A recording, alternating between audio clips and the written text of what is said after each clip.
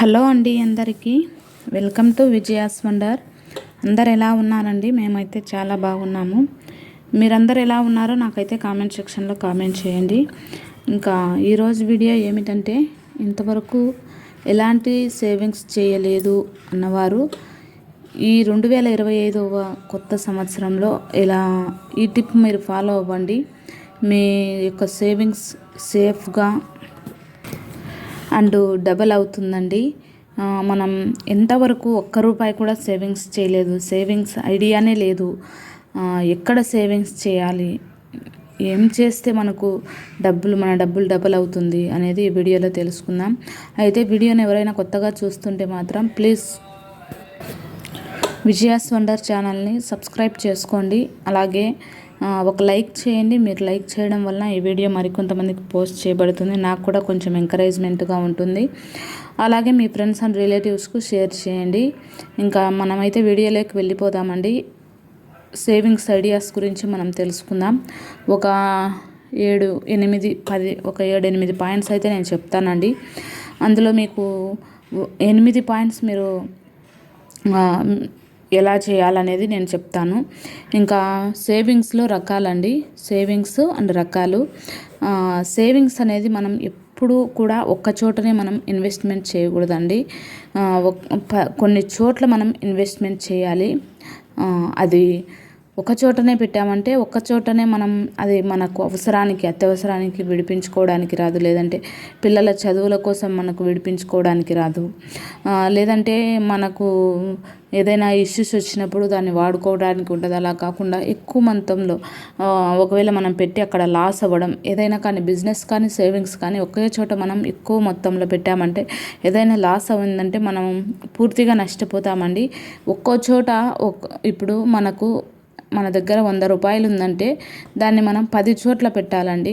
10 చోట్ల ఒక్కో చోట 10 రూపాయలు, ఒక్కో చోట 10 రూపాయలు పెడుతూ వచ్చినామంటే మనకు 10 దారులు వస్తాయి. 10 దారులు మనకు ఉంటాయి.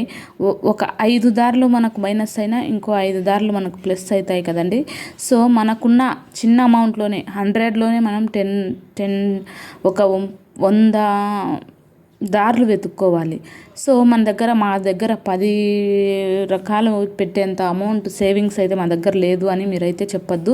మన దగ్గర ఉన్నది 100 రూపీస్ అయినా కానీ మనము దాన్ని 10 చోట్ల ఇన్వెస్ట్మెంట్ చేయాలి. 10 చోట్ల దాన్ని మనము సేవింగ్స్ రూపంలో పెట్టాలి.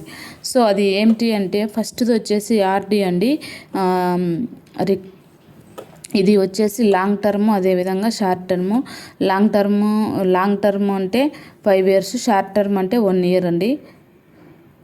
తిప్పి రాశాను, నేను చూసుకోలేదు. సో లాంగ్ టర్మ్ అంటే 5 years, షార్ట్ టర్మ్ అంటే 1 year. ఇక్కడ మనకు ఆర్డి వచ్చేసి 100 రూపీస్తో స్టార్ట్ చేయొచ్చండి. 100 రూపీస్ నుంచి మనము మంత్లీ ప్రతి నెల 100 రూపాయలు కట్టచ్చండి. నేను చెప్పాను కదా, సేవింగ్స్ చేసేంత అమౌంట్ మా దగ్గర లేదు అని మీరు అనద్దు. మీ శాలరీలో 100 రూపాయలతో మీరు ఇక్కడ స్టార్ట్ చేయొచ్చండి. 100 రూపాయలతో స్టార్ట్ చేసి మన దగ్గర 5,000, 6,000, 10,000 ఉన్నా కానీ ప్రతి నెల కట్టచ్చు. సో దీనివల్ల బెనిఫిట్ ఏమిటంటే మనకు 70% వరకు మనకు వడ్డీ వస్తుందండి. ఇది బ్యాంక్లో కానీ పోస్ట్ ఆఫీస్లో కానీ ఎక్కడైనా కట్టచ్చు. అందు సేఫ్ అండి, ఇది మనకు సేఫ్గా ఉంటుంది. అదేవిధంగా మనం ఎప్పుడు కావాలంటే అప్పుడు 3 months తర్వాత ఎప్పుడు కావాలంటే అప్పుడు మనం దీన్ని తీసుకోవచ్చండి. సో ఇది చాలా యూజ్ అవుతుందండి. సో ఆర్డీలో ఒక 100 రూపీస్ పెట్టారనుకోండి, ఆర్డీలో ఒక 1000 రూపాయలు పెట్టండి. ప్రతి నెల 1000 రూపాయలు కట్టండి. ఇది మొదటిది. ఇంకా రెండవది వచ్చేసి పీపీఎఫ్, పబ్లిక్ ప్రావిడెంట్ ఫండ్. ఇది కూడా షార్ట్ టర్మ్, లాంగ్ టర్మ్ రెండు ఉంటుందండి. సో ఇది మగపిల్లలకైతే చాలా ఉపయోగపడుతుందండి. ఇక్కడ కూడా మనము 500 నుంచి స్టార్ట్ చేసి 1000 రూపాయల వరకు కట్టచ్చండి.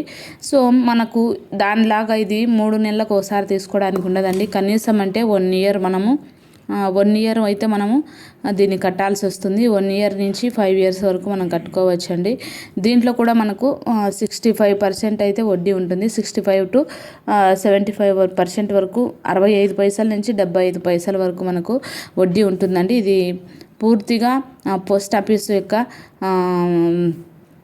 స్కీమ్ అండి. పోస్ట్ ఆఫీస్ స్కీము మగపిల్లలకి చాలా యూజ్ అవుతుంది. మన ఇంట్లో మగపిల్లలు ఉన్నారంటే మగపిల్లలకి చాలా యూజ్ అవుతుంది.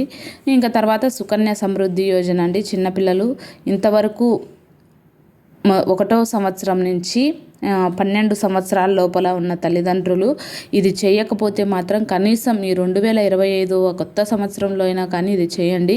మన పిల్లలకి చాలా ఉపయోగపడుతుందండి. సుకన్య సమృద్ధి యోజన పథకము ఆడపిల్లలకు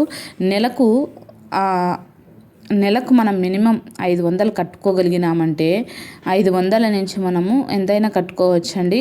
సో మేమైతే నెలకు 3000 కడుతున్నామండి మా పాపకు. నేను ఖచ్చితంగా ఇదైతే నేను చెప్పగలను, ఎందుకంటే ఆడపిల్లల జీవితము రేపు ఎలా ఉంటుందో చెప్పలేము. కాబట్టి మన ఇంట్లో ఉన్న ఆడపిల్ల తల్లిదండ్రులు ఖచ్చితంగా మనకు తినడానికి లేకపోయినా పర్లేదండి, నెలకు వచ్చేసి కనీసం అంటే మనం ఎంత పని చేసుకునే వాళ్ళమైనా కానీ, ఎంత రిచ్ ఫ్యామిలీస్ అయినా కానీ కనీసం అంటే 500 రూపాయలతో మొదలు పెట్టండి. రేపు మీ పిల్లల భవిష్యత్తును వెనక్కి తిరిగే పరిస్థితి అయితే రాదు. ఎందుకంటే రాబోయే రోజుల్లో మన పిల్లలకి ఏదైనా కట్నాలు ఇచ్చి పెళ్ళి చేయాలనే, ఉన్నతమైన చదువులు చదివించాలనే, సో దాన్ని మనకు 18 ఏళ్ళ వరకు మనం కట్టాలండి. 18 ఏళ్ళ తర్వాత మన పాపకి 21 సంవత్సరం, 18 నుంచి 21 సంవత్సరం వరకు దాన్ని మనం తిరిగి ఇచ్చేస్తారు. దీనికి కూడా మనకు 75% వడ్డీ ఉంటుందండి.